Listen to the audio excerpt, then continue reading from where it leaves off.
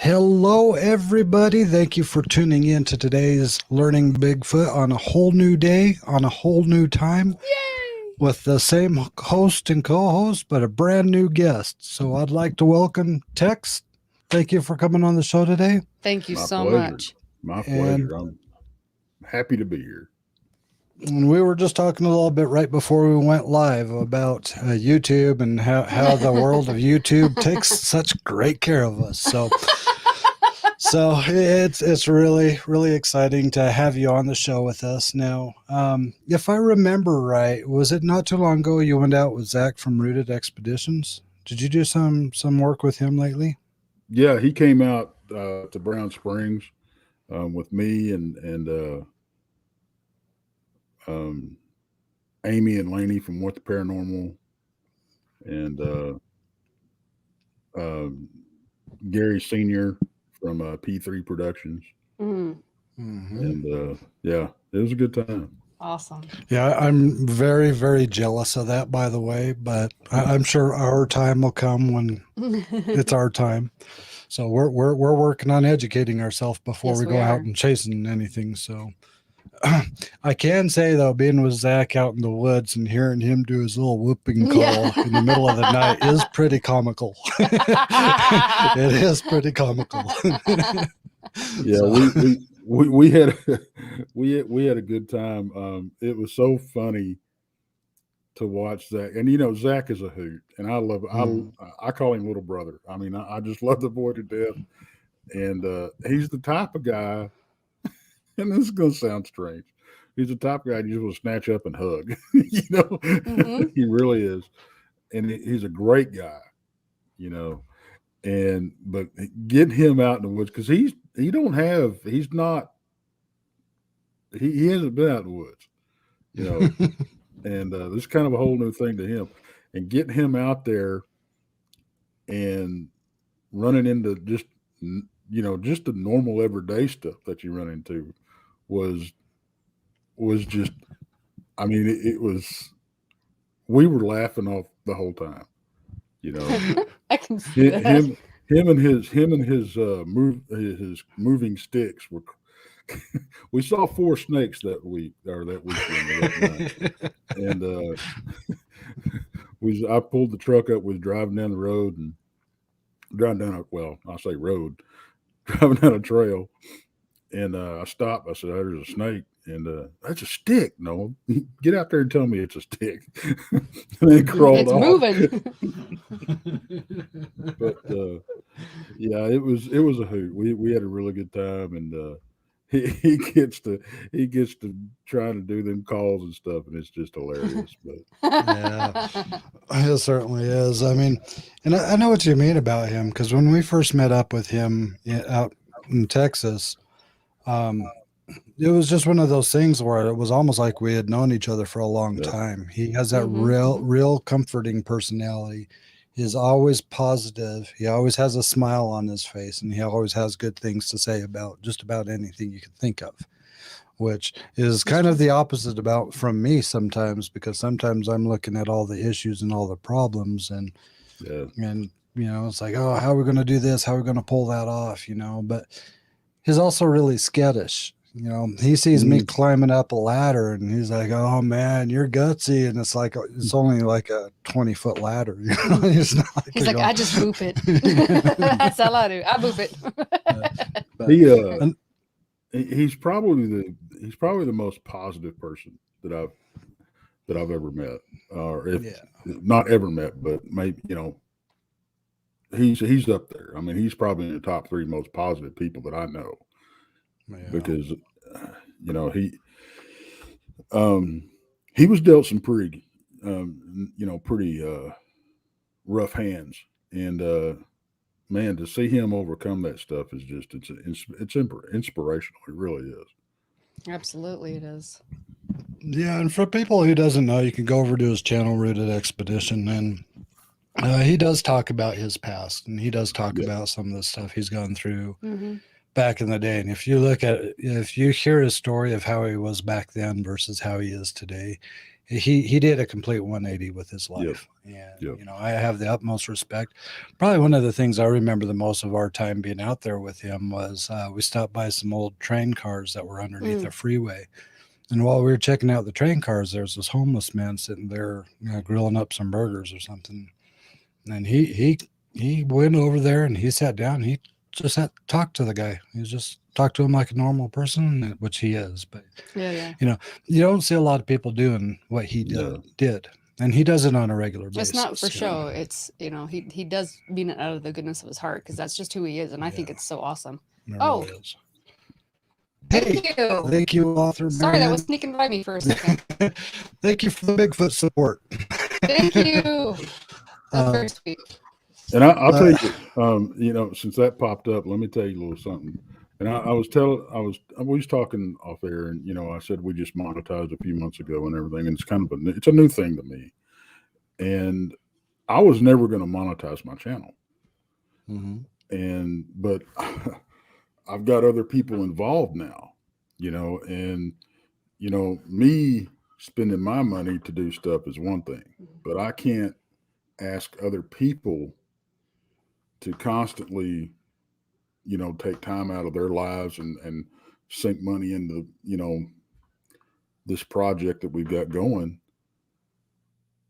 And, you know, I didn't feel good about doing that and them not having some kind of possibility of a return. Not that we've got a return yet, but, I mean, we have, but the super chats, we've gotten, you know, several of them, and every time we get one, it's just like, it's to me, it's very humbling, because I'm like, for people to do that and give out of their own pocket, especially, you know, times being what they are, Exactly. you know, it means so much to all of us over Trinity, and I know y'all are the same way, and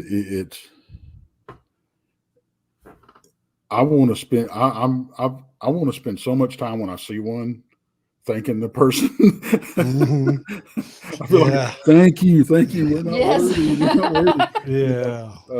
But it really it instills a drive in you, to me, to put out better stuff and try harder, you know.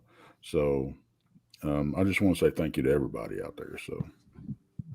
And I want to add to that. I mean, you're absolutely right. I mean, I think the first time we saw a super chat or a super sticker come in, we both just kind of paused for a minute, and our brain was trying to process what we were looking at and how it happened. You know, was it a mistake? Did YouTube have a glitch? You know, and for the first while, we spent most of the shows that we were doing thanking people, you know, and it got to the point where we're like, we gotta focus on the show. We gotta stay on topic, you know. We need to stay on track with what we're doing, because that's what they're donating the money for us, because they're supporting what we're doing. Right. And so we had to kind of make it a point to say thank you, and we appreciate it and everything, but we had to learn to kind of throttle back a little bit of how long we show our gratitude. Right. We try to show it in a lot of different ways. We try to give back in a lot of different ways, how we can, with what we can do. I mean, one of the big things we did is we started a trip all the way across the country so we could meet up with a lot of people, and unfortunately we got turned around halfway through that. Right. We're still going to go back out and finish that run. Because it really is fun to go out and meet a lot of these people face to face, because it is. when they first see you in person, it's like, okay, are they really like what we see on their channel, or are they different? And then they realize we're the same people, and they're like, oh my God, I love you guys. You know, let's go somewhere haunted and explore it. It's like, okay. Yeah. So, to me, super chats are like a Bigfoot sighting. Did this really just happen? Did I really just see it? Yeah. Then when it starts coming in on different colors, that you start wondering what color represents what, because of the amounts. Hello, Carrie. Hey there. You know, the host, the San Antonio, when we was all in San Antonio. Mhm. That was absolutely great. Um, I've I remember sitting in the lobby. And of course, I had my hat off, and I'm sitting in the lobby, and I hear I don't remember who it was, but I hear a bunch of people were in the lobby, and we were all saying hi and everything. And I was sitting down in the chair, and I was kind of watching everybody. Mhm. And somebody goes, "I heard Tex was here," and somebody goes, "Yeah, that's Tex right there. That's the Tex." I'm like, "What? When did I become the Tex?" I mean, The Tex. Yeah. I hate to disappoint you, but yep, this is me. Yeah. What you see is what you get. I'm nothing special. But And getting to meet everybody down there was just fantastic. I mean, there were so many just great people, and it's like going to the conferences. This is going to be our third conference that we went to.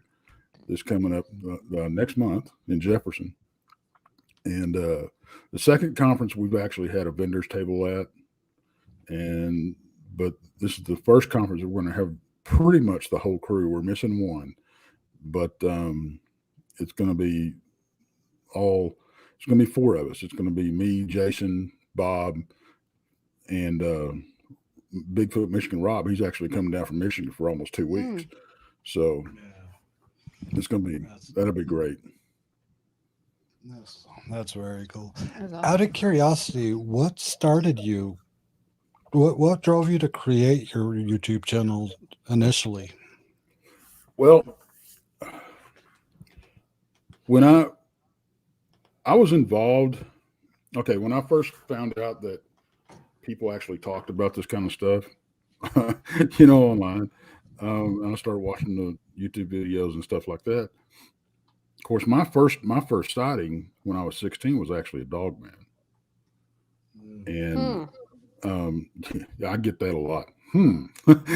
No, I'm interested. I'd love to hear about this. That was a different kind of. No. She tells me she's just breathing when she does that. I do. I see that. I was breathing.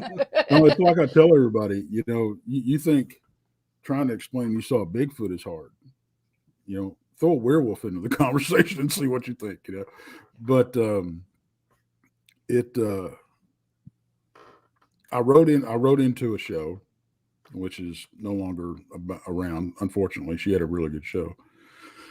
Dogman Diaries was the name of the show, but she was great, and I kind of started doing stuff where I did some voice work for her and stuff like that.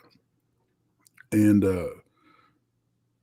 then after that went away, I got involved with the BDRP, which was DDoS, and co-hosted with him for a couple of years. And I got the bug. I kept pushing him. I'd love to do this. What about this idea? And it's his channel, and I'm like, I wanted some creative freedom, So the goal was to make my channel a sister channel to his. That didn't quite work out, but so I started my own channel because I wanted to give people a platform that I discovered was out there. If you had an encounter, especially if you were traumatized by it, a safe place to go and not be judged, and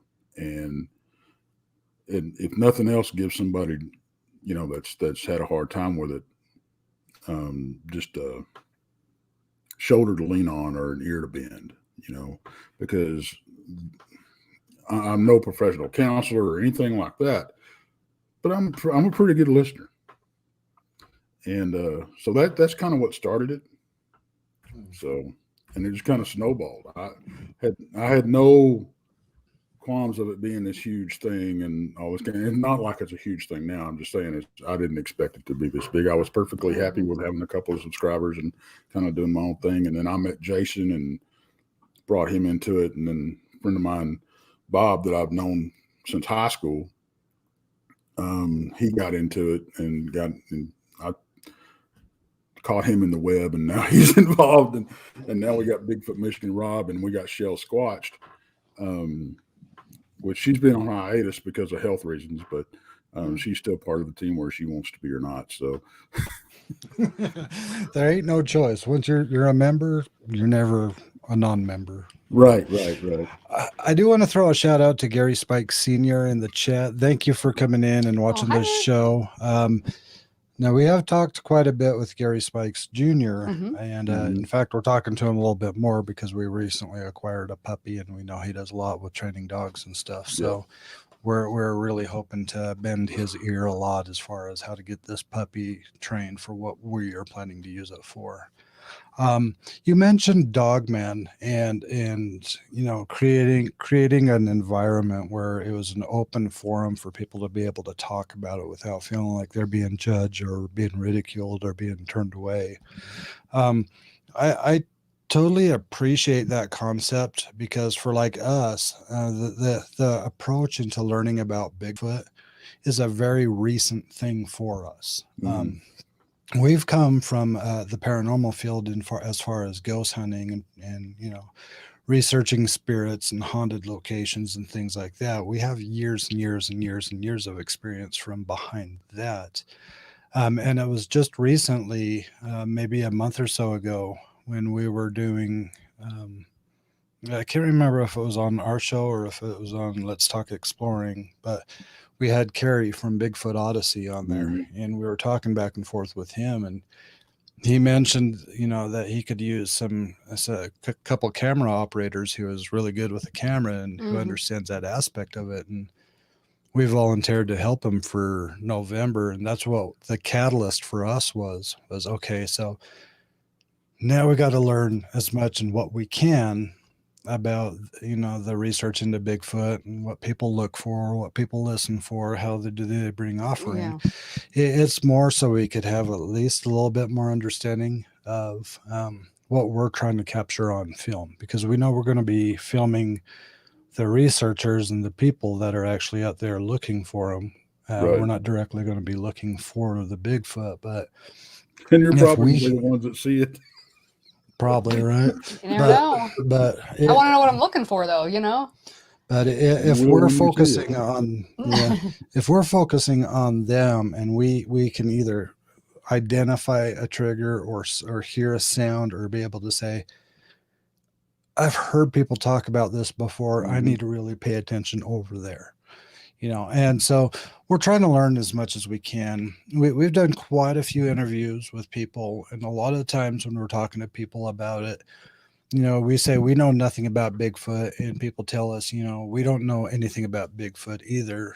You know, so it's a variable of how much of nothing do you really know versus how much nothing do you know that you just don't realize. Because identifying footsteps, identifying offerings, identifying tree structures, identifying sounds, habits, routines, intelligence. I mean, just identifying how intelligent they can be. It's not something I ever really heard about or really, it was really out there as common knowledge for me, you know. I thought it was like another bear or another whatever, but I believe it's a real thing, and too many people have witnessed it, and too many people have had PTSD from it. Too many people have had a lot of life altering experiences because of it. Yeah, Carrie's one of them. Yeah, when I heard his story, man, I got chills on my arms like crazy. Yeah, but I've known Carrie for a few years now, and Carrie's a friend of mine, and you know, Linda's a friend of mine, and I'll tell you what, people can love him or hate him. I have the same issue. People love me or hate me. There is no middle ground. But as far as I'm concerned, Carrie and Linda are two of the best people on the planet. They've done nothing but support me in what I've done. You know, so it's. But when you say life altering, yeah, Carrie's right up there because it changed the entire way he even looked at, you know, people, and you know, did a 180 from way he was, like we were talking about Zach, you know, and his story is very inspirational if you really hear the whole story, you know, not just the encounter, but when he goes, you know, talks about how he was before and why he was out there and how long he'd been out there and everything, and then after the encounter. So that's very very inspiring. You know, you talking about Gary Senior.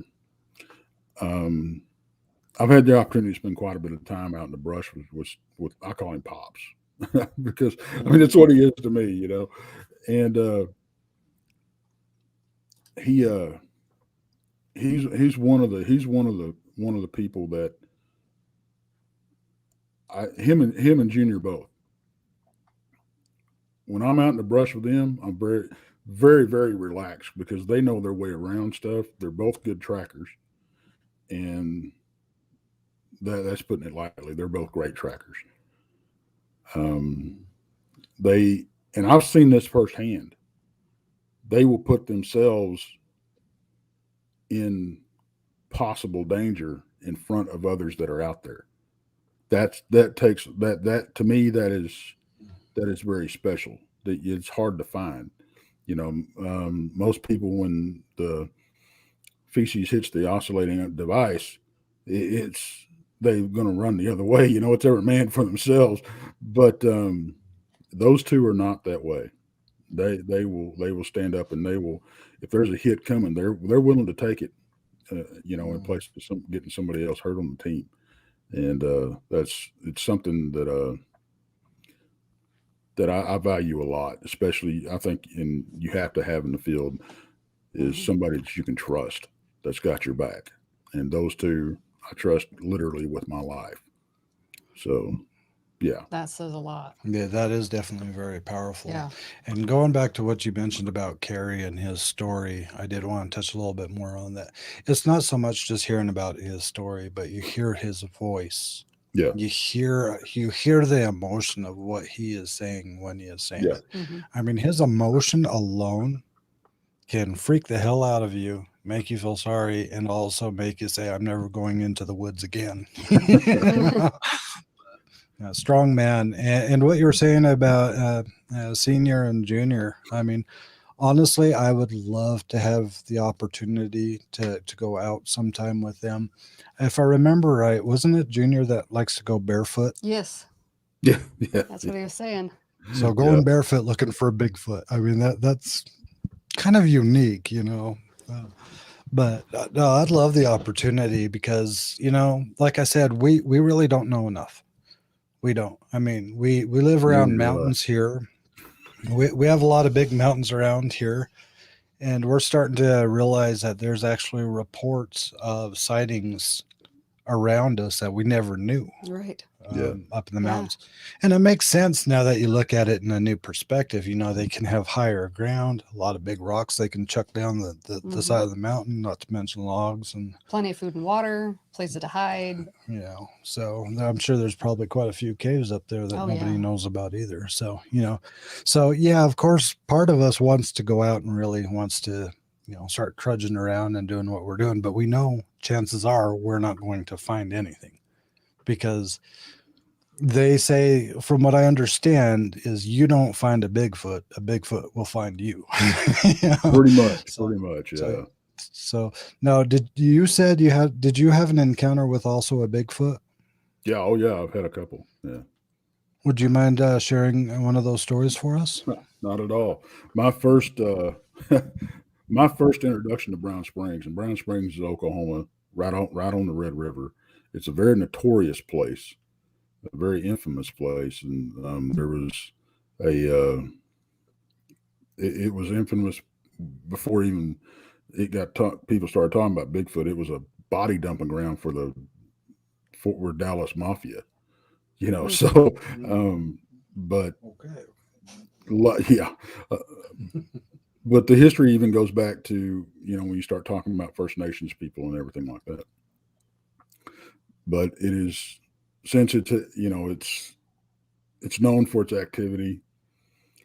The first time I went out with DDoS, we just pulled up. We were going to go down to the bottoms and look around, and we just got out of the truck. He was getting the stuff together, and I'm kind of taking in the lay of the land because I'd never been there before. So, you kind of want to, look for some landmarks, get your directions down, that type of thing.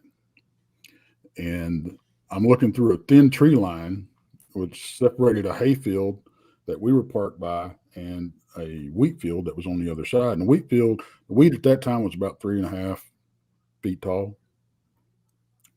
And there was a tree line that's about 10 yards thick that separated it. Now it was fall, so you could see through the tree line. And I'm just kind of standing and, deer in the headlights, just kind of looking around and taking in everything. And I look through this tree line, and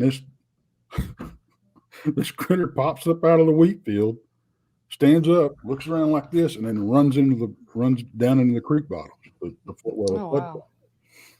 And so I saw him from about the waist up until he hit the fire break that was mowed around the wheat field.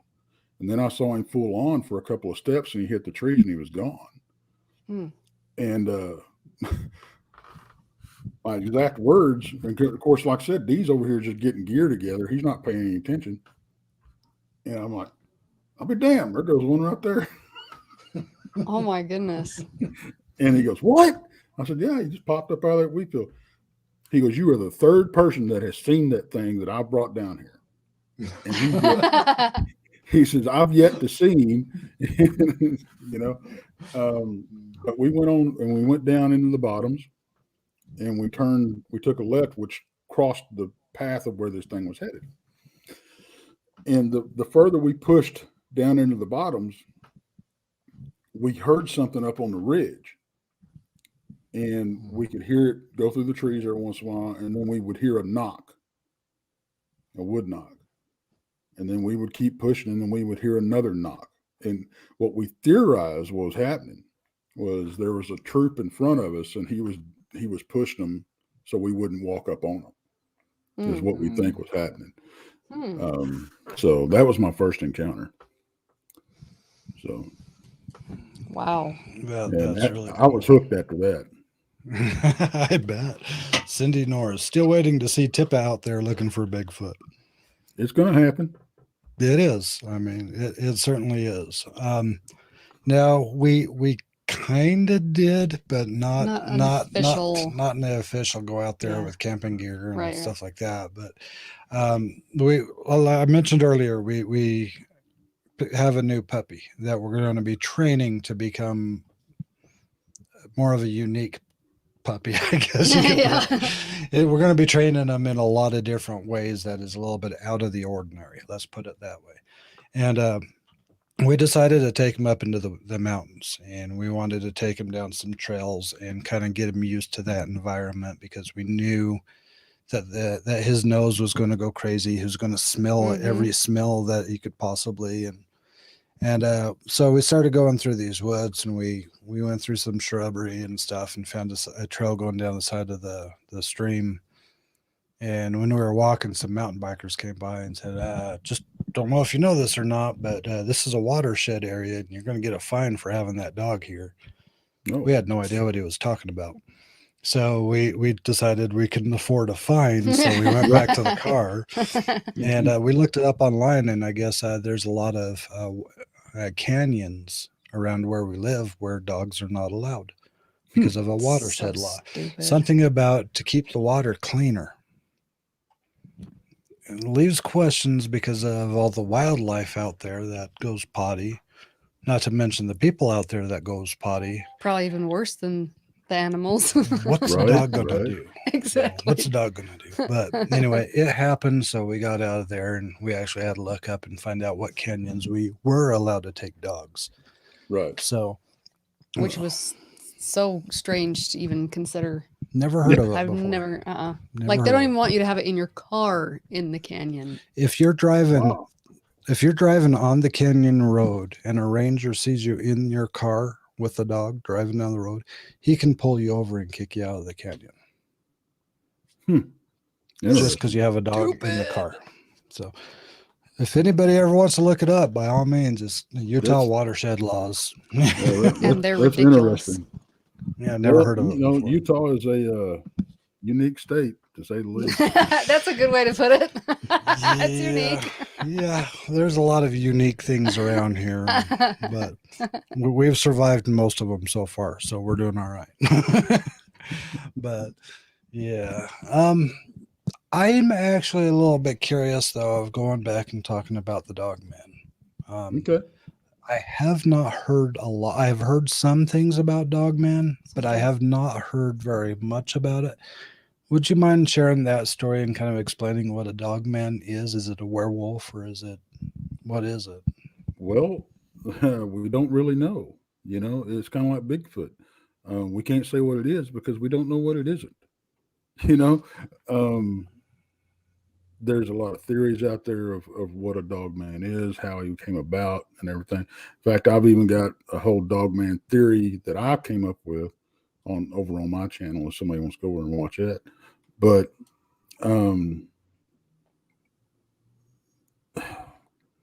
I think that now a lot of people going to disagree with me.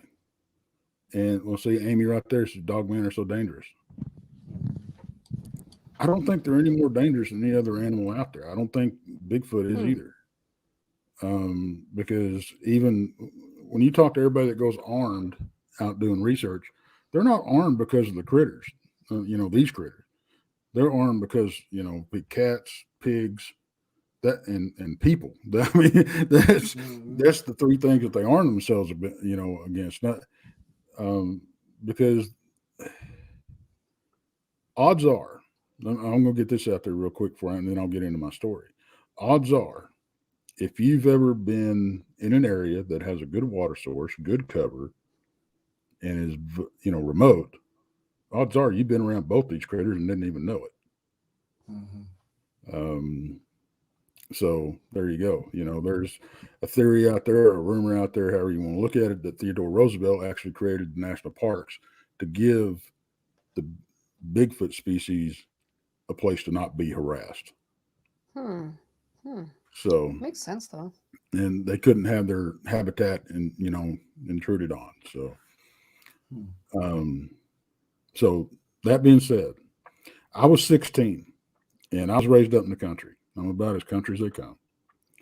And I was coming back in from hunting. I had a few rabbits hanging on my belt. And I was walking down a gravel road that bordered our place.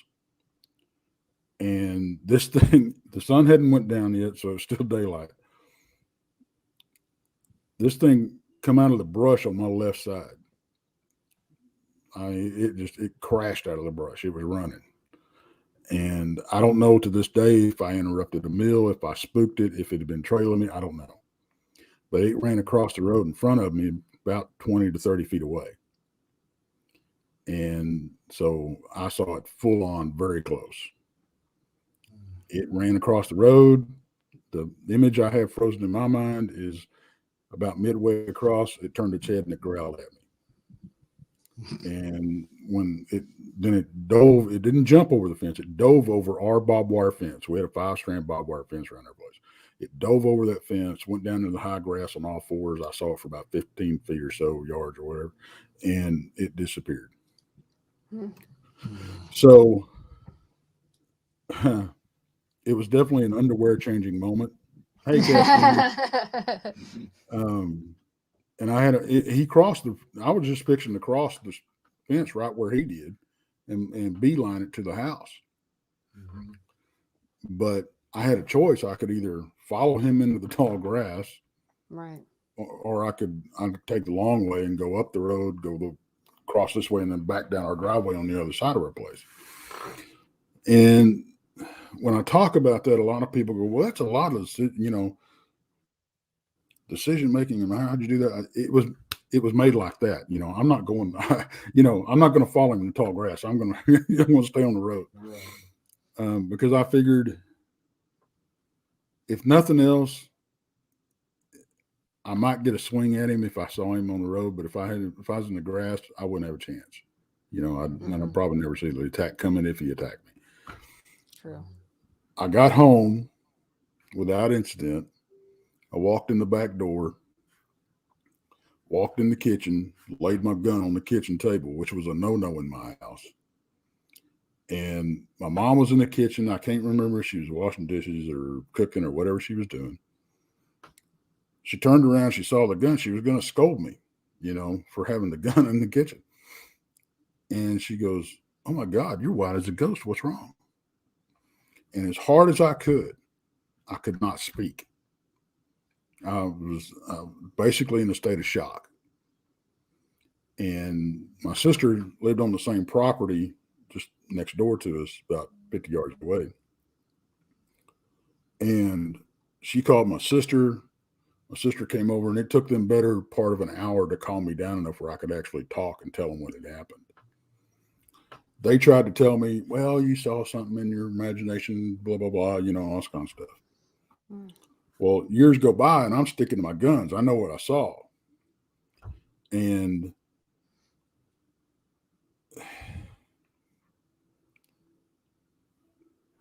so they never told me I was crazy. They never told me I was lying. They were very supportive. Well, if you say you saw that, you saw what you saw. So I was very lucky in that, in that respect, to have support like that. That encounter set me back on my heels for about 6 months. I didn't really leave the close area of the house. I wasn't going out hunting and fishing and trapping and camping like I did. Over the course of time, and anybody that's heard me talk, anybody or that knows me, there's one thing I despise in this world. That's bullies. And I felt like I was being bullied. I felt like, so finally I just got mad. I mean, when it comes down to it, I just got mad. I said, I'm fed up with this. I'm not going to let this thing keep me doing from what I'm doing, what I love to do. So I started going back out a little bit, a little further, each time and blah, blah, blah. Well, then months later, I'm out hunting the same spot I was coming from. And the way this was set up, it was a guy's place, and he had like 1,200 acres, and half of it he had it in the hayfield, and half of it was undeveloped at all. And the brush was just so thick, you had to travel the game trails. Sometimes you was down on your hands and knees traveling the game trails. It was just me and a set of twins that lived on the other side over that hunted it. And I knew them. Well, to get into this place, you come up out of a dry creek bed, and there was a deadfall, a tree that had fallen on the fence. And that's where I would go up the tree and jump over the fence. I was just about to get up on the tree, and I heard something or somebody, what I thought was somebody, walking in the trees, in the brush. I said, hollered at them, and it stopped. And I said, "Who is that out there?" It just shifted its weight. Crunch, crunch, I said, "David, Doug, if that's one of y'all, let me know." Crunch, crunch. I said, "Look, if you don't say something, I'm going to shoot." At this time, I'm thinking back to what I saw, and I'm kind of getting spooked and everything. So I fired a round off in the air. And that's when all hell broke loose. Oh. This thing came charging out of the trees, limbs crashing, everything. I mean, it sounded like a bull coming through there. I ain't too proud to say. No Tex, he tucked tail and ran. All right. I never looked back. If this thing was going to get me, I didn't want to know about it. I ran all the way back to the house. It was almost 2 miles.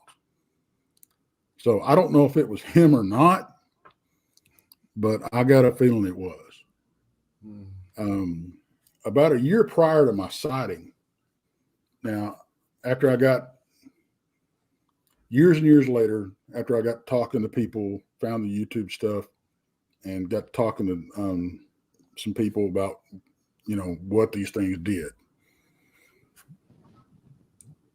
I found out some stuff, and I connected some dots in the past. About a year prior to my sighting, we had a dog that disappeared. Well, we found him because we started smelling him, and we found him underneath the house. And so I had to go get him, and we pulled him out. It looked like somebody had held him up by his front legs and just gutted him. Oh And my goodness. these, from what we've determined, what the reports we've taken and all this kind of stuff, these things have a habit of killing a dog or a cat or whatever around a place, and they'll throw it up under a structure. I don't know if it's a marking thing, it's a sign of dominance, I don't know. But it seems to be a habit that these things have. Some people say Bigfoot does the same thing. I've heard more accounts of Bigfoot throwing stuff against the buildings and against the house than under it. Dogmen usually are blamed with throwing stuff under the buildings, which is strange, under a porch, under a building, or whatever. So, did I have nightmares? I just saw that question pop up. Sorry. No, you're good. I did have what I guess you could call nightmares, very intense dreams of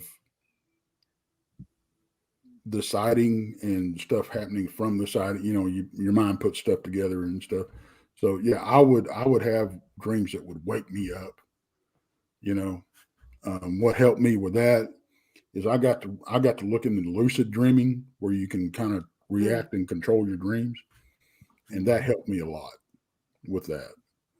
And that's one of the things I tell people that have had these sightings and are having nightmares, is to really look into developing the skill to lucid dream, because anything's possible in your dreams. Sure. Yeah. So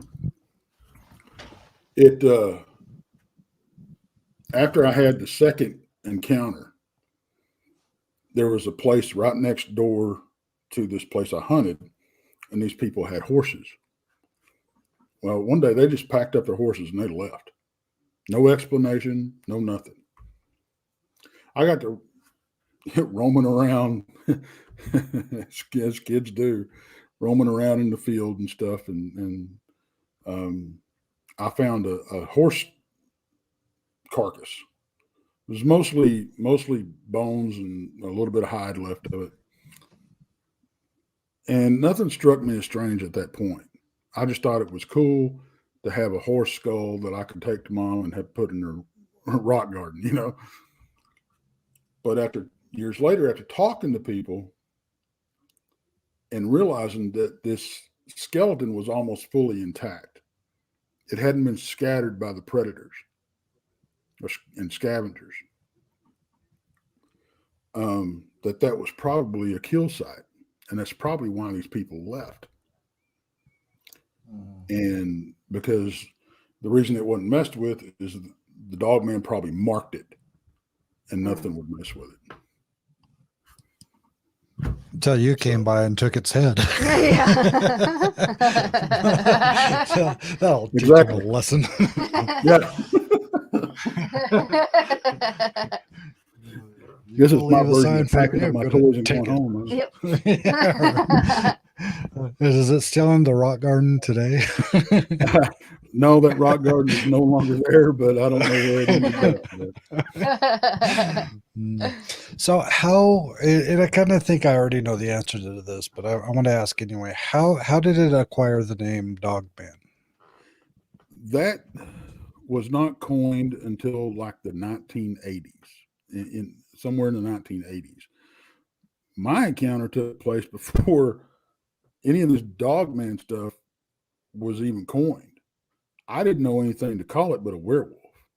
I mean, to me, that's what it was. I didn't know any better.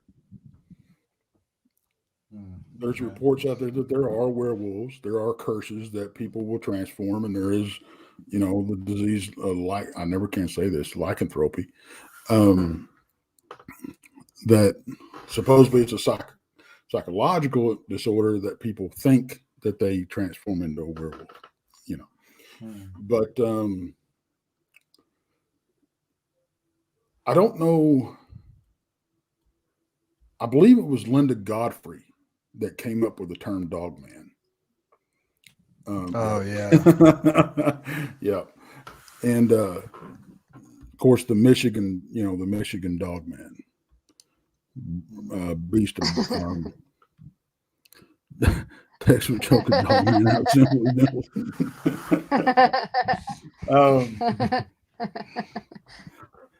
I wish I could say I was that much of a badass, but I'm not quite. But you do own a gun, so. Well, when I hear the name of a dog man, and I know I keep going back to it, but I have to associate with things that I'm familiar to.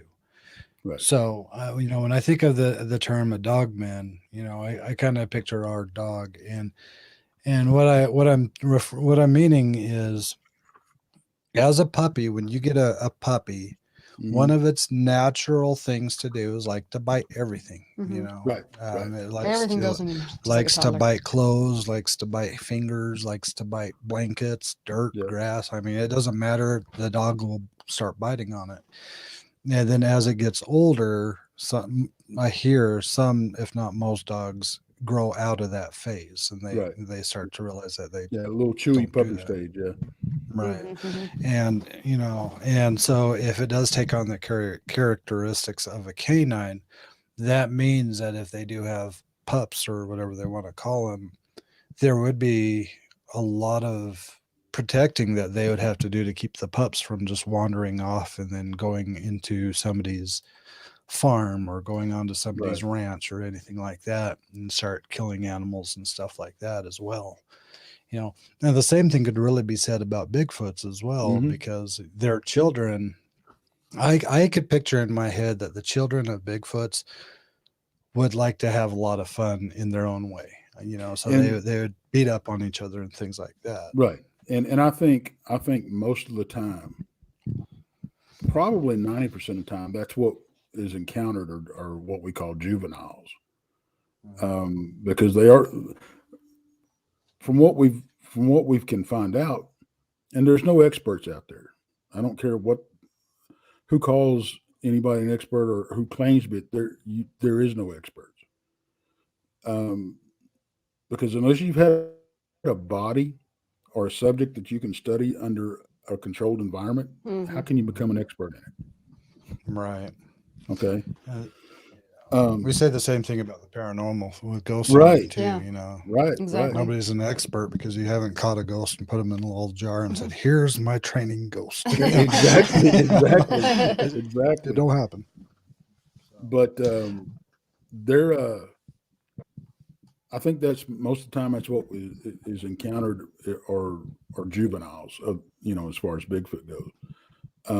Dogman, I don't know, because the one I saw he was black and had silver highlights or gray highlights, and of course that doesn't matter. I mean, really, but I just got the feeling for some reason he was very old. I don't know why.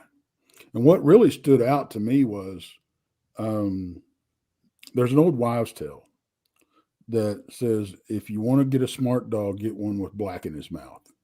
They'll have black gums and a black tongue. And this creature had a black mottled mouth. Really? Yeah. And he didn't have, a lot of people describe teeth just everywhere. He didn't have that. It was just canine teeth, looked like a dog's set of teeth, I do have a rendition that I drew. You want to see it? Yes. Absolutely, please. Okay, so that is a full body of what I saw. How do I do this? There, you click on his thing down. And that's a better shot. That's a better shot of his head. Oh, wow. Okay. So Okay. He looked like he had a mane. Okay, when I first, It's almost when like I a first saw- lion. yeah, I mean, it went over his head, down his shoulders, and down his back, almost like that. And but it was very, I mean, it was big when it come down off his shoulders.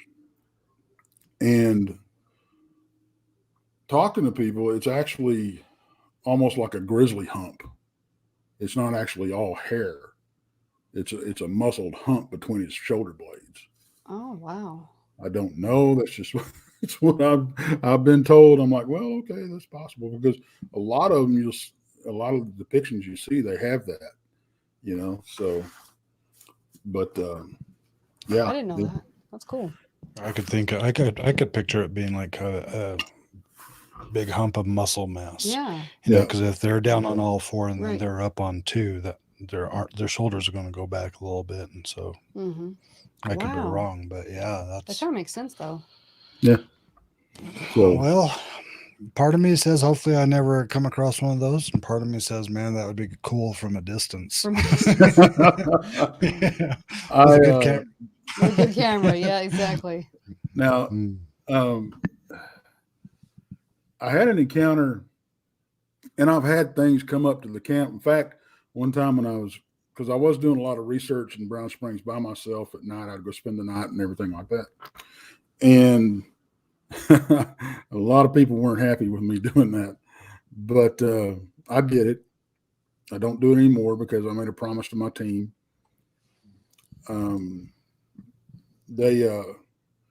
But I've had some encounters where they would come up. Let me put it this way: where something would come up to my camp, and when I first had it happen,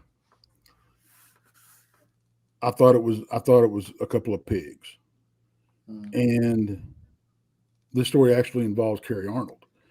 I was out in Brown Springs, and it was, I don't know, about 1:30, 2 o'clock in the morning, something like that. And these things came up close to the camp, probably within 15 feet. And I thought it was a couple of pigs. At that point, I didn't have a gun with me. I'm like, man, I don't feel like messing with a couple of old pigs, you know? And so I got mad and I left. So I'm about I called Kerry, and I was talking to him on the way home. And because I got to thinking about it, I never heard anything but footsteps. And I got talking to Kerry, and I said, Kerry, he hunted, he was a big time hunter, you know. I said, Kerry, let me ask you something. Have you ever had pigs come up on you and not make any noise? He goes, no.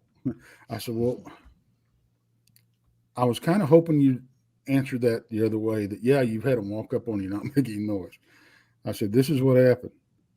And he said, Tex, those weren't pigs. You know what you had with you. And I'm between Texas and Oklahoma at this point, and I'm like, dang it.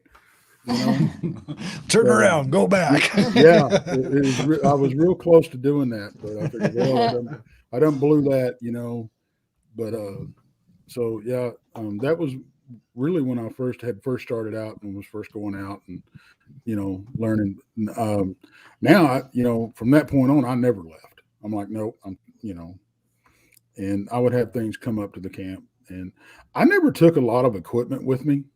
I was very minimal, there for a long time. In fact, one of my first encounters that I had up in the cemetery, I had a cell phone, a pocket knife, and a pin light, and that's it. And I didn't have any service at that time. I never even had service up in the cemetery. You wasn't going to make a call or a text or anything. Mm.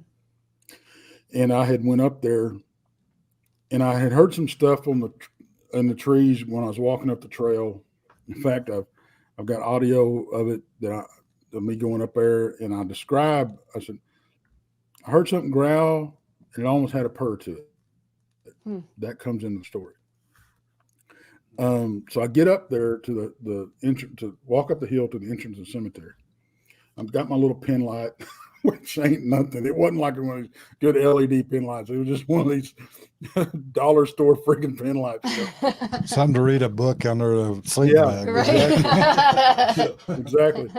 So I'm kind of looking around best I can. I look over my left shoulder and I catch his eye shine back in the trees, and it's just out of my flashlight's range. So you can kind of see his shadow and the eye shine. That's about all you can see. And these eyes were about this big around, and they were about 8 to 10 inches apart. And it's about 2.5 feet off the ground.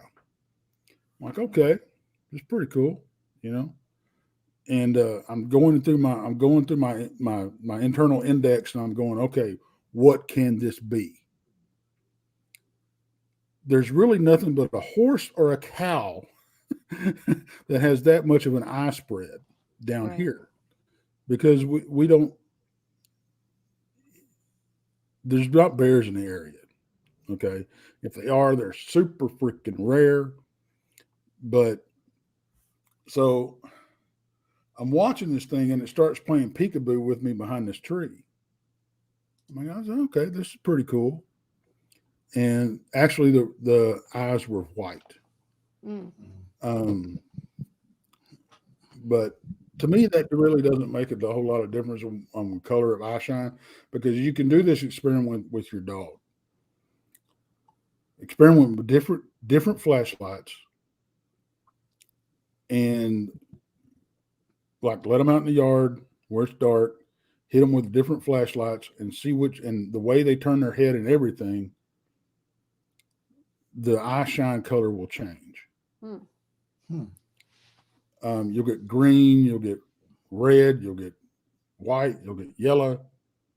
So I don't hold a whole lot of that color of eye shine. Don't hold a lot of water with me of how you can determine what creature it is. So I'm watching this thing. It's playing peekaboo with me, and then I can see it. It kind of looks like it's turning its head, like the light's kind of bothering it, and, you know. And I was okay with that, and then it stood up. Oh, and you don't say. Yeah, and once it hit about 4 feet, I decided it was time for a strategic withdrawal. Wise. Yeah.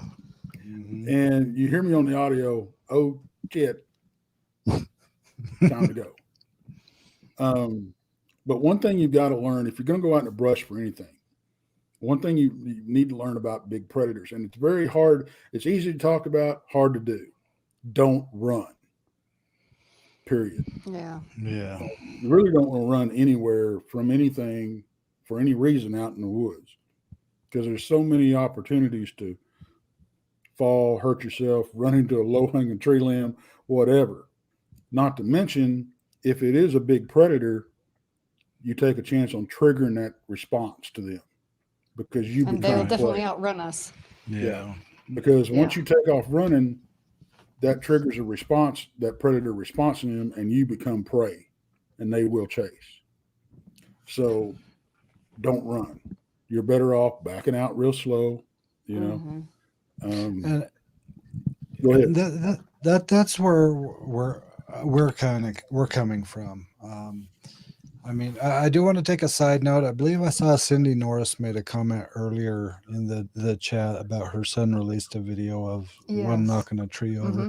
Cindy, if you could shoot us a link to that through our email or through one of our other avenues, tipatvofficial@gmail.com. We'd love to see that video you're referring to, and we could even share it out so other people can see it also.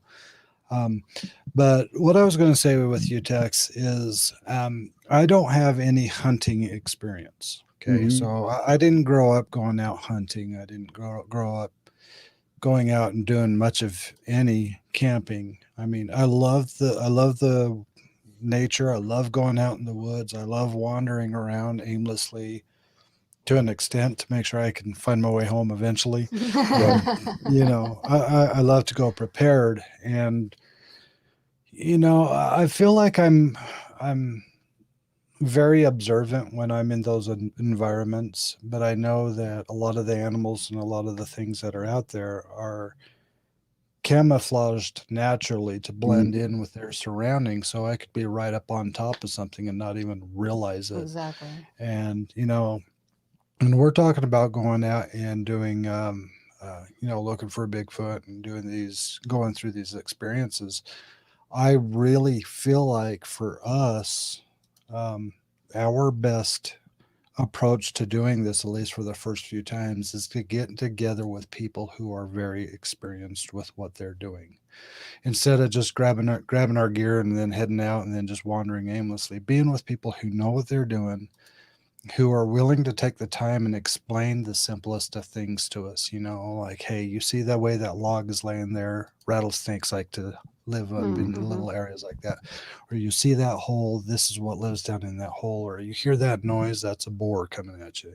Right. There's a lot of things that we would not be able to identify because we haven't grown up in that environment. We haven't been exposed to it throughout our life. Doesn't mean we can't learn. I think we're very quick learners, especially when it comes to things like that. But getting together with people who really know what they're doing, who really take what they're doing serious, and who's willing to take the time for somebody like us, who has the utmost respect for you guys, who believes that there's more out there than what is commonly accepted for being out there, I guess is the best way to say it. I like that. And so for us, what I'm kind of feeling is like we're going to have to do some more trips and do some more traveling to get together with people, because honestly, I mean, November is coming just around the corner, quick. and we need to have some experience in that environment so we know when we get there in November we have what we need. We're at least semi-trained with the basic information, so we know how to be careful and we know how to protect ourselves. Because the last thing those guys in November need to do is that they're constantly worrying about us doing something stupid. Right. Yeah. Right. I don't want to be that stupid guy who just wandered off by himself and lost a leg. Right. I don't want to be that guy. Now we're all hunting for you. Just bury him. We'll just say the boar's got him. Whatever. I will say Thank you, this. Kathleen. I will say this. The learn a few things that really basic things that I can put out there to people if they're going to start doing this stuff is one, learn to read a compass, learn to read a map, use GPS when it's available, but don't rely on it. Right. Learn to start a fire, take you some fire starting tools. Okay. In case and water. I strongly suggest you carry a canteen with you, and I strongly suggest you get they've got these water purification straws now they're this big, and they're good for like 10,000 gallons of water, and you can drink out of a stream, and it takes all the bad stuff out. So if you do run out of water, at least you don't really. And that's very, very, very basic things, learn what's in your area, learn the animals and all the sounds in the area that you can. YouTube's a great tool for that. You can go to the website for the your local wildlife department, find out what animals are indigenous to your area. You can also find out what animals, invasive species, have been released in the area by accident or whatever that they came across. Learn their habits, their sounds, all you can. Information. As much of that as you can soak up. Don't be scared to, take you something that has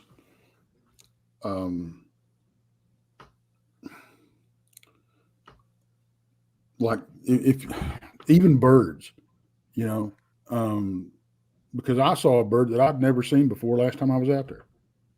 The most beautiful thing I'd ever seen. Come to find out, it's just a common freaking bird. I've never seen it. It was this beautiful emerald looking aquamarine. The whole bird was this color.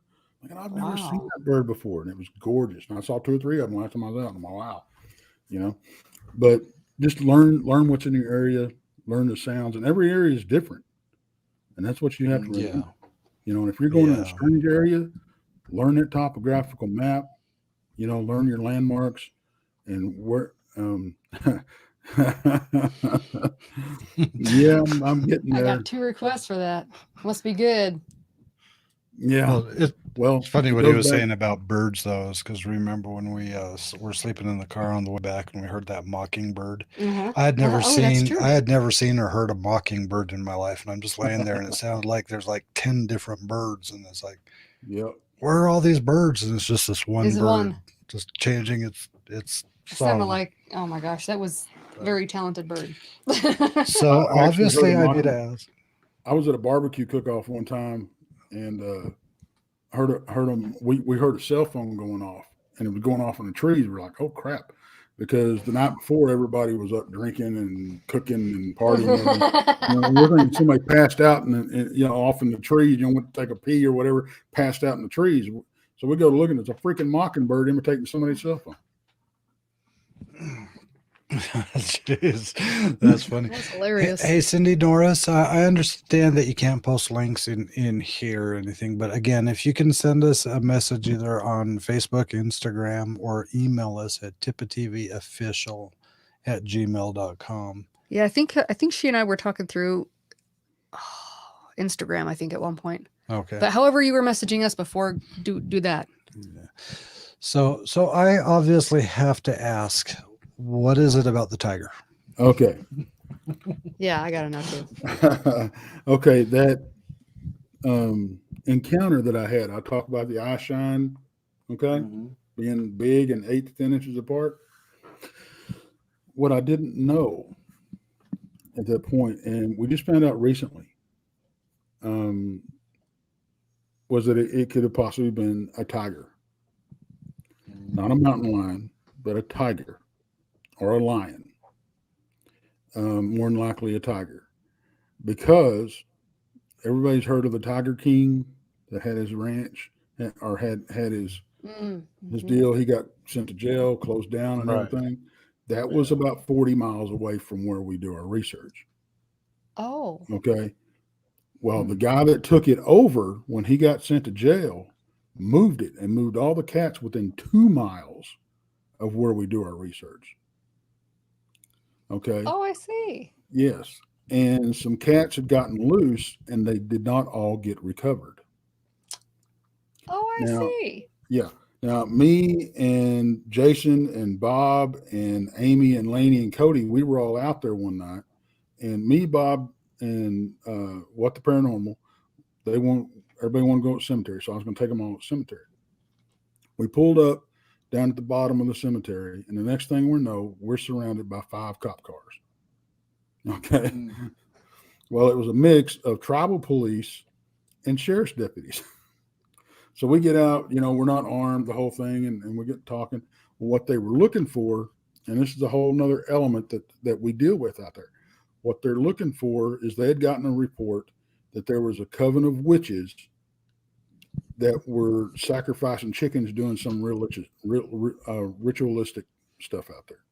Oh. And they thought that, well, we might be them or know about them or whatever. So they're there to question us about that. Well, we're not. And one of the tribal police goes, so what are y'all doing out here? And it got, what are y'all doing out here? Hunting Bigfoot? And I grinned ear to ear. He goes, no way. I said, yep, that's what we're doing. I said, we're the Bigfoot hunters, and I pointed to Amy and them truck, and I said, they're the paranormal people when we were going up the cemetery. So we all got to talking, me and all these officers, and spent about 30 minutes talking to them. Well, that's when they told us about they had the whole tiger thing being 2 miles away. They had reported tiger sightings No way. and all that. Oh my goodness. Well, they also told us, which this really surprised me because you don't get them to open up that much. They also told us that 2 deputies or 2 officers on their department had Bigfoot sightings out there. And this particular officer that I was talking to most, he had a paranormal experience in the cemetery that we were going into when he was 16. So we're dealing with a lot of stuff out there. Sounds like it. Yeah. And that's one thing that we're talking about on our channel is everything that we're encountering out there and that people are encountering out in the woods. We don't think it's all Bigfoot. These big, dark, humanoid shadow looking things that you see eye shine or glowing eyes, we don't think that's an actual Bigfoot. We think there's something out there pretending to be Bigfoot. That could make a lot of sense. But now, so let me put it this way. And Jason did this. Jason put it this way, and I love how he put it. If I tell you a story about I'm laying in my bed and this big humanoid creature with red glowing eyes at the foot of my bed, what do you think? It's demonic or something like this, paranormal, right? Mm-hmm. You take that same description and say, I woke up and I saw this thing out in my tent when I was camping. Everybody calls it a Bigfoot. Yeah. So we think there's a lot of stuff being put under the Bigfoot umbrella that's not Bigfoot.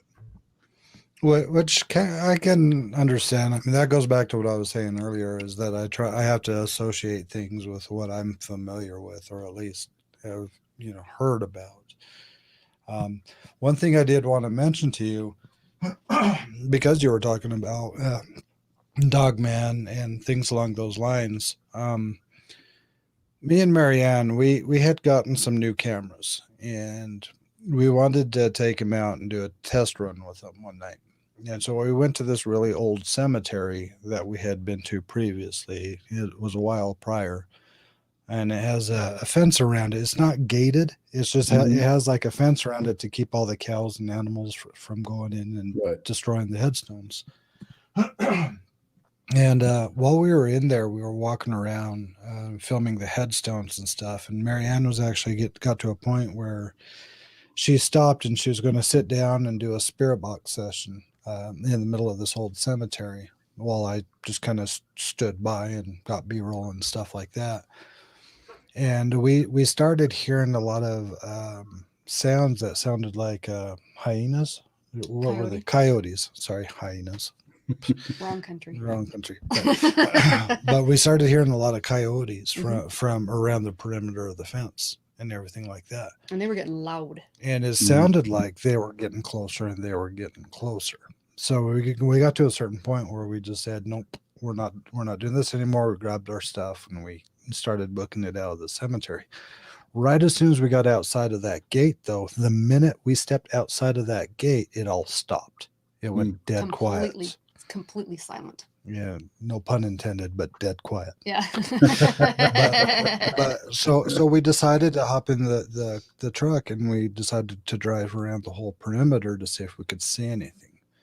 And we did see, I think there was a couple of cattle a decent distance away, because I have one of those bright flashlights that you can light up half a mountain with. And, we didn't see any other signs of any other animals. And so this is the same cemetery where we went during the daytime one time, and it was right after it snowed, or there was still snow on the ground. And we saw these little footprints of what looked like a little child, right? Little steps.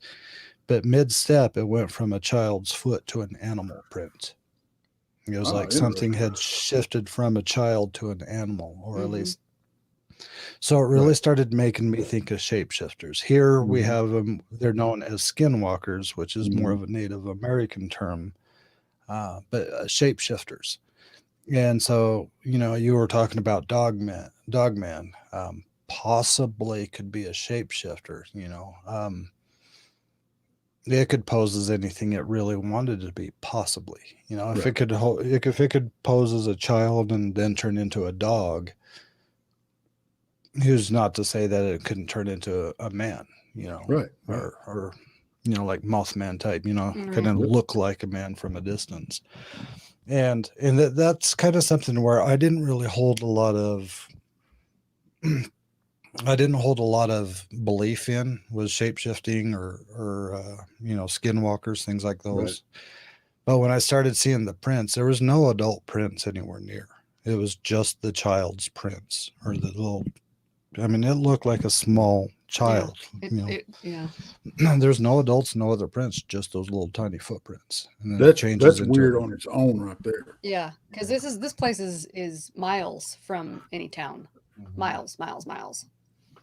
And so that's part of us doing what we do and being open-minded.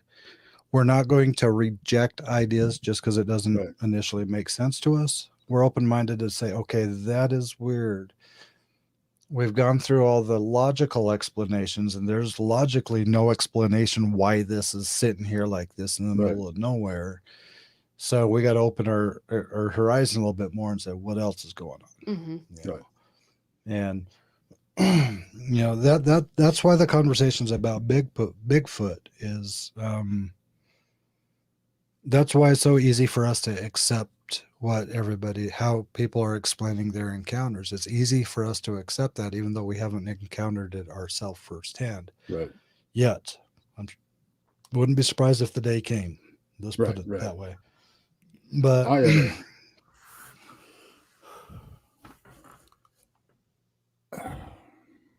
as far as shape shifting goes, I have to believe it's possible, because just from the reports and the evidence that I've seen, and I mean even y'all just talking about that, you know, I do think that there is a creature out there that it does not shapeshift. It can go from 2 feet to all fours.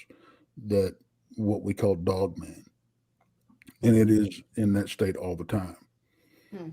Hmm. But you have legends. I think it's called the Loot Guru in Louisiana, which is I think it's 101-day curse where the person that's cursed shapeshifts into a werewolf-like creature. Hmm. And you have those type of legends all over the place. Like you were talking about skinwalkers, wendigos, that type of thing. I think there's too much.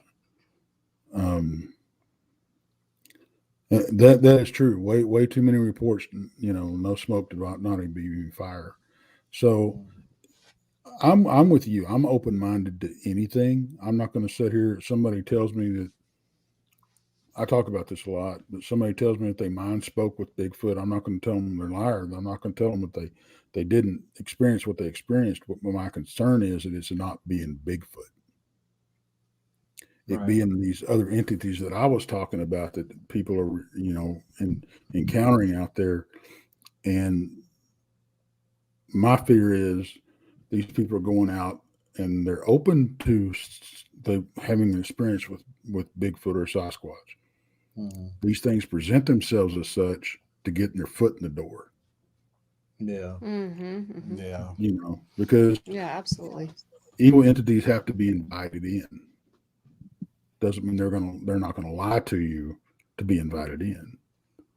So I urge people to be very, very careful if you start having experiences with Bigfoot, supposed Bigfoot mind speaking to you. Because I've talked to a lot of people. I have very good friends that that's their claim that they mind speak with Bigfoot. I respect these people. They're not lying to me. They're having these experiences, but that is my concern. But I think I just think that you err on the side of caution for that on that stuff because of what all we're dealing with, and it's the problem. One of the problems I have is everybody I've talked to that claims to mind speak with these things. I ask them, "How do you know it's Bigfoot?" Well, they told me it was. Well, paranormal 101, spirits are going to lie to you. Mm-hmm. So Yeah. it's but And plus, they don't refer to themselves as such, I'm sure, either. Right.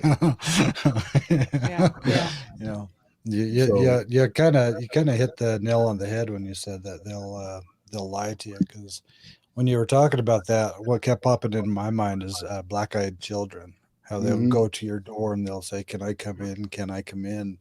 They'll try to get invited into a house so right, they can do what it is they're going to do. And same thing with the mind is if they get into the mind, right. they're going to do Well, what they're going to do. it's like the last time we were out there, and junior and senior um, were about 40 feet away from me and Amy and Laney, and we were having totally different experiences. And they were seeing these, I think it was three critters that were on all fours. There's senior right there, there's Pops right there. Um, that when they would hit them with a light, they would vanish, they would disappear.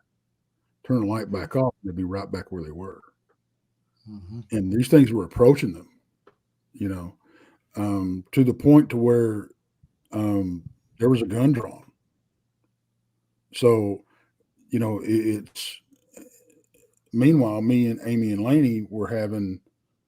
I had an experience that I've never had. We're standing there. Laney started getting, I call it her spidey sense come up. She's very sensitive. Mm-hmm. But I started having what felt like if you've ever worked out real heavy on your arms, they feel flush, they feel heavy, and that's how I was feeling. And I was I had to rely on Amy and Laney to talk me through this because I've never experienced this before. But it goes right back to you have to remain calm, and, Mm-hmm. and it's easier to talk about than to do. But you can't freak out, you can't panic. If you walk yourself through it, you're going to be better off. And that's what we did. We also had hits on necrophonics. I think they were using at that point in time. That when this was really strange, when all this other stuff was going on with junior and senior, this was all going on at the same time, just about 30 or 40 feet away in the cemetery. And we got hits on the necrophonics that came up solo, beast, grace, or Gracie. No, I'm sorry, Grace or Gracie. I can't remember if it came up Grace or Gracie. Well, Gracie, Grace and Gracie, that's what I call my truck. Okay. Mm. Beast, Gary Jr. had made a remark about Cody, Amy's husband, being a beast earlier in the night. And he was down at the bottom of the cemetery by himself. He was solo down there. Oh, wow. Hmm. So, I just got chills. yeah, I know, right? I was just And, everywhere. and when this all was going on, right before this happened, and I was having trouble with my headlamp. I thought it was just a headlamp being a contrary headlamp, you know. But what was strange was it would go off. I would have to physically hit the button to turn it back on. Mm-hmm. Well, then it was on, and me, Laney, and Amy were standing there, and Amy's got this huge, freaking LED light that's this big. I mean, it's and it's got a dial. You can turn the light intensity up and down. Well, my light and her light at the exact same time go out. Blink. Ooh. And that's never happened to her with that light.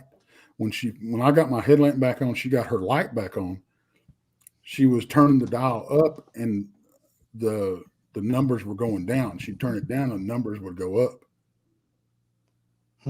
No way. So it's Hard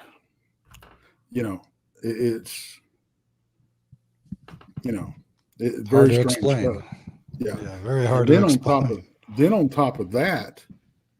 top of that, we hear something circling us, and Pops he's been stalked by big cats out in the brush before. He got that same exact feeling. The hackles go up. He sensed it was a big cat. We could hear it circling us in the trees.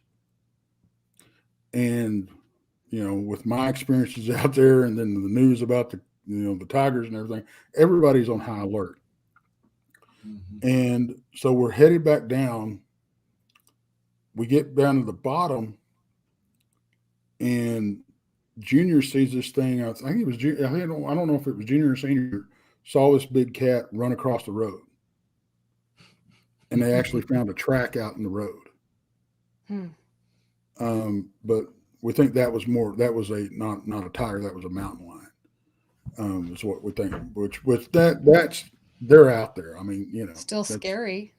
It's time to go home. Yeah. Time to go home, or at least get in grace.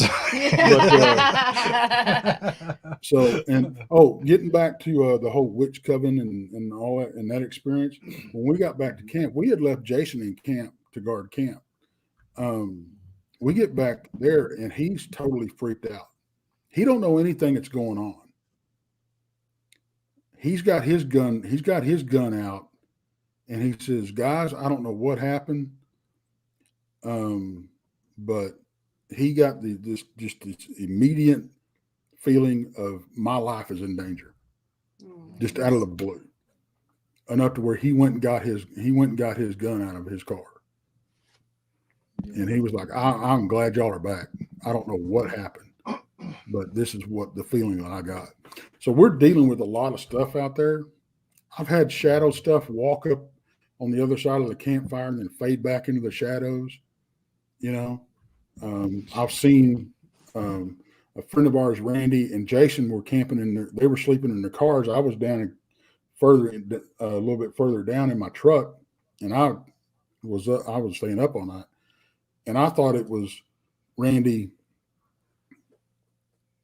Yeah, Junior saw it. It was a Black Panther. There you go. And what I thought was Randy and Jason get out of the cars to take a pee. I saw these two figures, and then I heard something walking up this side of the truck, and then I heard something walking on this side of the truck up in the brush, and I thought it was them messing with me, So come to find out, neither one of them had gotten up. Jason had a dream woke up out of sleep, saw this, whatever, of three creatures that came up out of the hayfield, avoiding all of our cameras, by the way, that looked like they were almost made out of fire. These big dark figures that almost looked, but they were mixed in fire and stuff. It was, or lava, type thing. Okay. That was really strange. Well, and then we got talking to Randy when he got up, and he thought he saw Jason walk beside his car. And all of this took place about 1:30 in the morning, the same time that just one of our cameras glitched.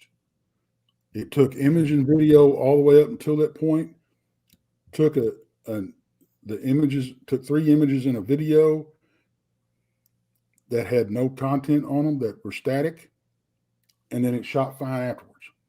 But all this took place at 1:30 in the morning. Wow. So where is this located at? Brown Springs, Oklahoma, right on the Red River. All right. Not too far. It's not too far. So if Anybody in chat would like to see us make another little road trip to Oklahoma? We'll see what we could set up, because I kind of really want to go to this place and experience it myself. Carefully. I'll tell you what. Carefully. When Yes. we get off, That's the key word. when we get off air, we've got an expedition coming up in October.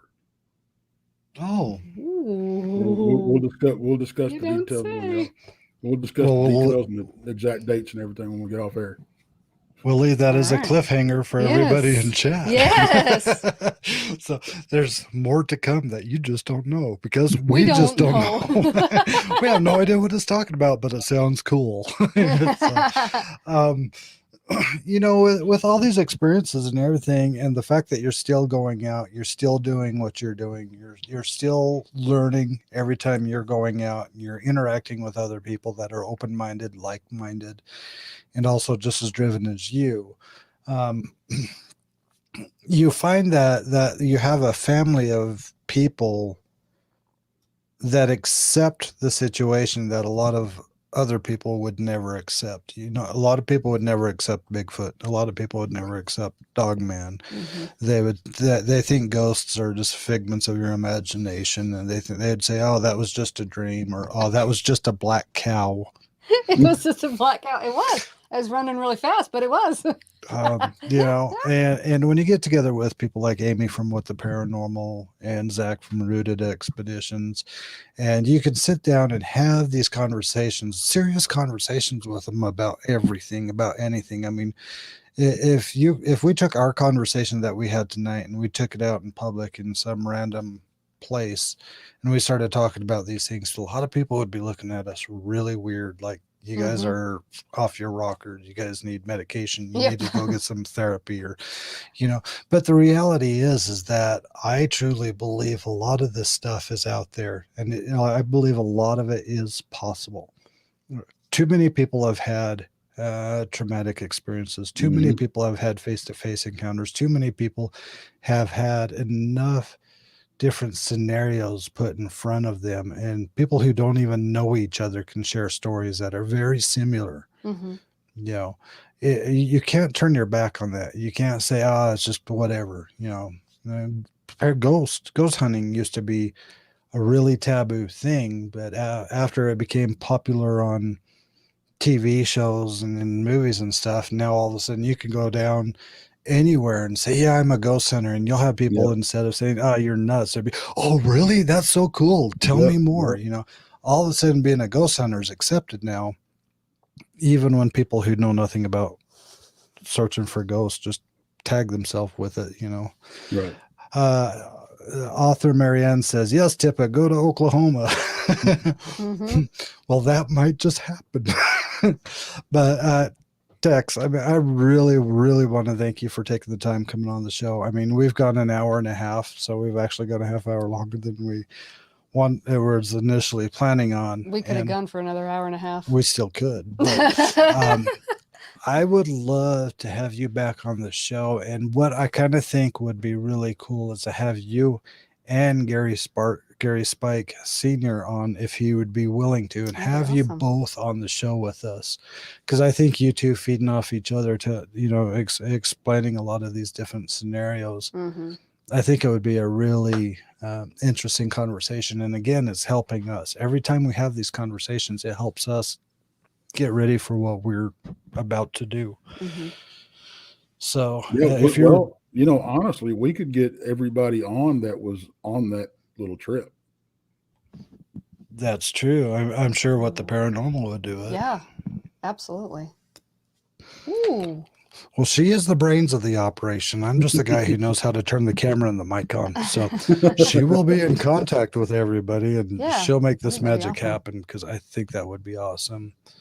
And let's see, Misty Awesome Show. I have Tex on again. So fascinating. One of my favorite episodes.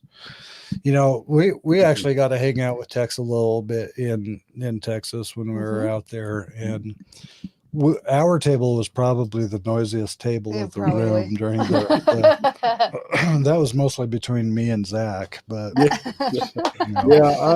I gave I gave old Zach a hard time that night. He's a good sport.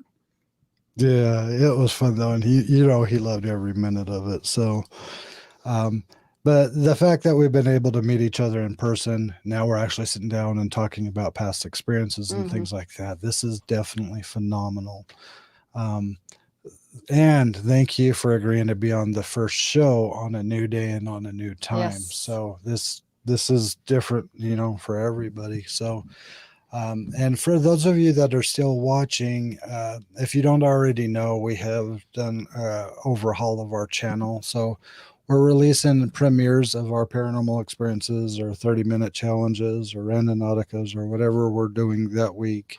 On Tuesday nights and on Thursday nights at 6 p.m. Mountain Standard Time. Saturday at 6 p.m. we are doing Paratech, where we actually talk about different types of equipment and different tools that people use in the paranormal field, how it works, why we use it the way we use it, and our opinion and our viewpoints of what we think about these different approaches. Nothing's right, nothing's wrong. It's just our opinion. And then, of course, Learning Bigfoot every Sunday night at 6 p.m. Mountain Standard Time.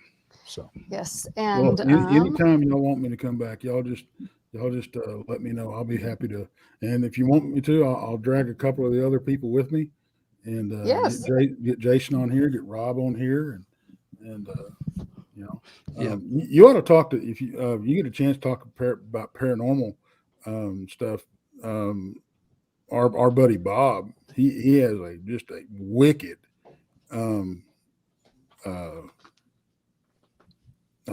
Ouija board experience.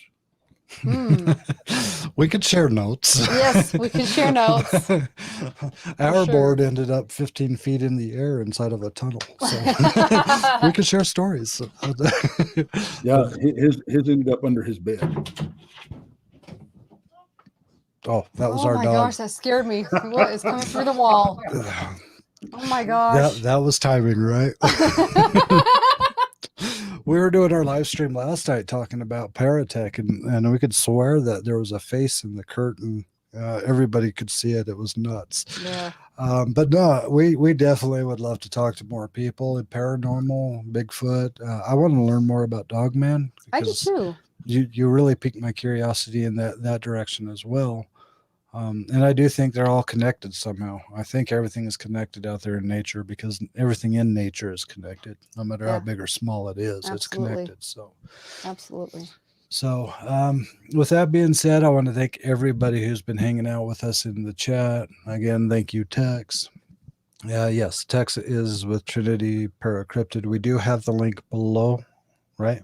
Yeah, I hope so. Okay. I'm gonna go double check. She'll go double check, but we should have the link down below in the description, so you can go over there, subscribe, watch all the videos. You're gonna love it. And then when he does some lives, we'll go over there and we'll just take over his chat and blow it up with the hearts and owls. Heck yeah. There you go. So, well, with that being said, thank you guys for tuning in. We will be back next Sunday at 6, and we will be announcing who our guest is next week, and hopefully here soon. So, just waiting on confirmation. It's in the works. So everybody have a good night, and we'll see you next week. Thank you, guys. Bye.